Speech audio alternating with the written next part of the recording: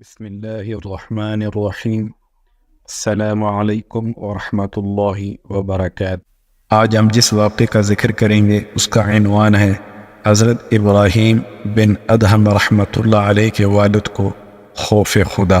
اس واقعے کو شروع کرنے سے پہلے اگر آپ نے اس چینل کو سبسکرائب نہیں کیا تو اگر آپ کو مناسب لگے تو اس کو سبسکرائب کر دیں، اور اگر ویڈیو اچھی لگے تو بیل کا بٹن پریس کر دیں تاکہ اس قسم کی مزید ویڈیوز آپ تک بر وقت پہنچتی رہیں۔ چلیں شروع کرتے ہیں۔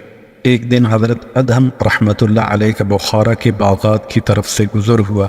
آپ ایک نہر کے کنارے جو باغات کے اندر سے ہوتی ہوئی گزرتی تھی بیٹھ کر وضو کرنے لگے۔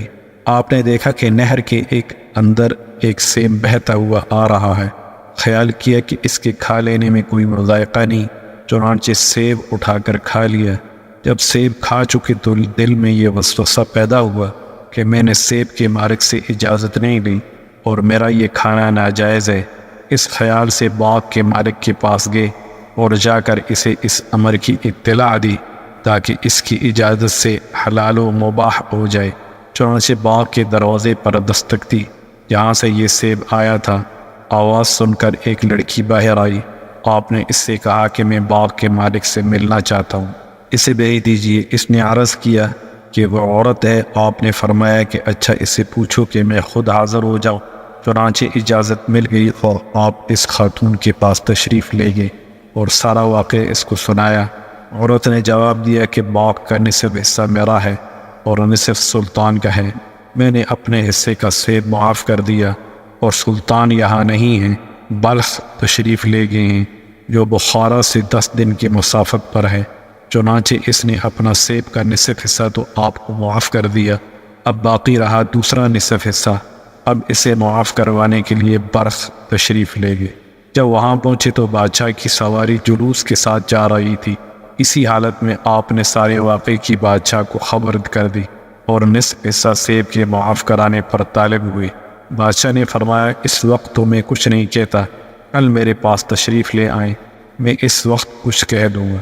بادشاہ کی ایک نہایت ہی خوبصورت حسین و جمیل بیٹی تھی اور بہت سے شہزادوں کی طرف سے پیغام نکاح اس کے لیے آ چکے تھے، لیکن اس شہزادی کا باپ یعنی بادشاہ انکار کر دیا کرتا تھا کیونکہ بیٹی عبادت گزار اور نیک کاروں کو بہت پسند کرتی تھی۔ اس لیے اس کی یہ خواہش تھی کہ دنیا کے کسی مشہور زاہد سے اس کا نکاح ہو۔ جب بادشاہ محل میں واپس آیا تو اپنی لڑکی سے ادم رحمۃ اللہ علیہ کا سارا واقعہ بیان کیا اور کہا کہ میں نے ایسا شخص نہیں دیکھا کہ صرف نصف سیب حلال کرانے کے لیے بخارا سے یہاں بلخ آیا ہے۔ جب لڑکی نے یہ کیفیت سنی تو نکاح منظور کر لیا۔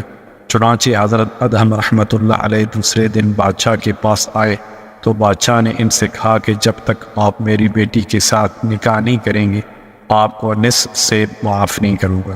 حضرت ادہم نے کمال انکار کے بعد نکاح قبول کر لیا۔ چنانچہ بادشاہ نے اپنی لڑکی کا نکاح ادہم سے کرا دیا۔ جب حضرت ادہم رحمۃ اللہ علیہ خلوت میں اپنی بیوی کے پاس گئے تو دیکھا کہ لڑکی نہایت آراستہ و پیراستہ ہے اور وہ مقام بھی جہاں لڑکی تھی تکلفات کے ساتھ مزین ہے۔ حضرت ادہم رحمۃ اللہ علیہ ایک گوشہ میں جا کر نماز میں مصروف ہو گئے، حتیٰ کہ اس حالت میں صبح ہو گئی اور متواتر 7 راتیں اسی طرح گزر گئیں اور اب تک بادشاہ نے سیب کا نصف حصہ معاف نہیں کیا تھا۔ آپ نے بادشاہ کو یاد دہانی کرانے کے لیے یہ کہا کہ اب وہ نصف حصہ معاف فرما دیجیے۔ بادشاہ نے کہا جب تک آپ کا میری لڑکی یعنی اپنی بیوی کے ساتھ جماع کا اتفاق نہ ہوگا میں معاف نہیں کروں گا۔ آخر کار شب ہوئی اور حضرت ادہم رحمۃ اللہ علیہ بیوی کے پاس جمع پر مجبور ہوئے۔ اس کے بعد آپ نے غسل کیا، نماز پڑھی، ایک چیخ ماری اور مصلی پر گر پڑے۔ لوگوں نے دیکھا تو حضرت ادہم رحمۃ اللہ علیہ انتقال کر چکے تھے۔ بعد ازاں اس لڑکی کے بطن سے ادہم رحمۃ اللہ علیہ کا ایک لڑکا پیدا ہوا اور وہ ابراہیم بن ادہم تھا۔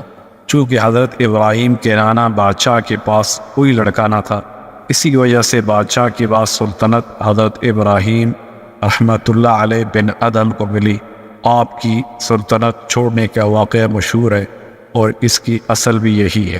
السلام علیکم ورحمۃ اللہ وبرکاتہ۔